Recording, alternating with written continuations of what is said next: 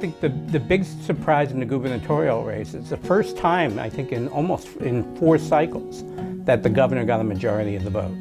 And so Gina Raimondo getting 52% of the vote is a big thing. That's a significant boost over 4 years ago. And that also means that many of the people who had a protest vote for Healy in the 2014 election have come back to Raimondo. They didn't go to Alan Fung. He got a few percent more than he got last time. And Joe Trillo did far worse than Healy did. And so it looks really good for Raimondo.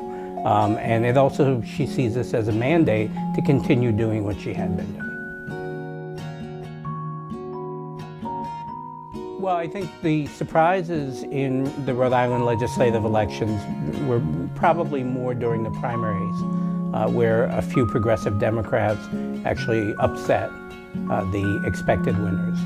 I think maybe East Greenwich, there was a surprise, but no, I wasn't expecting much change in the Rhode Island picture because the economy is good in Rhode Island. People are generally content, you know, as content as voters get these days, and that always helps incumbents.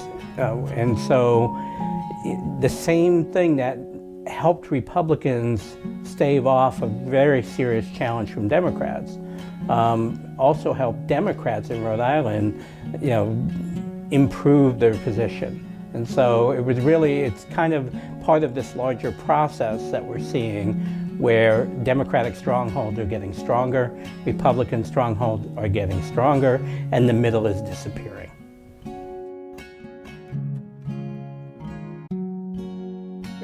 I think if Speaker Mattiello was going to lose, it was probably going to be in a year where a lot of people went out to vote for Donald Trump in his district. And so his victory this time is really not that surprising. The other thing is he wasn't taken by surprise at all this time, and so he worked as hard as he possibly could. And so, you know, it's clear that this is a big victory for him. What is less clear is how he's going to piece together sort of the majority of the Democrats with the progressive coalition that seems to be far more vociferous in their opposition to him.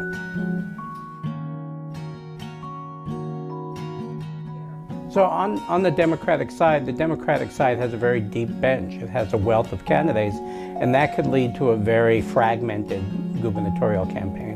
I think clearly 2 of the front runners are Gorbea and Magaziner, both deeply popular. McKee is probably going to want to run for governor. He's now won twice, and by significant amounts. And so there is some evidence that we've got at least 3 strong candidates and possibly more just at the state offices. For the Republicans, it's actually an interesting dynamic because the Republicans are in a lot of ways in shambles this morning because they had a divisive primary and then they didn't come back together.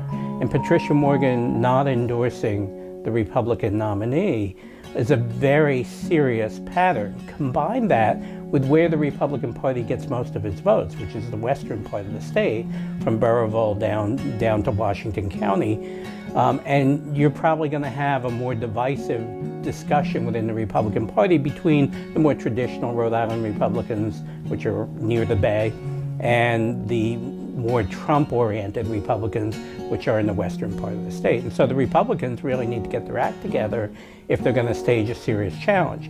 That being said, the Republicans actually have a long history of winning the governor's office. And so there's no reason to think that there won't be a Republican who steps up who can and will become the next governor. And so people who think the Democrats have the governorship probably are engaged in wishful thinking, or at least superficial thinking.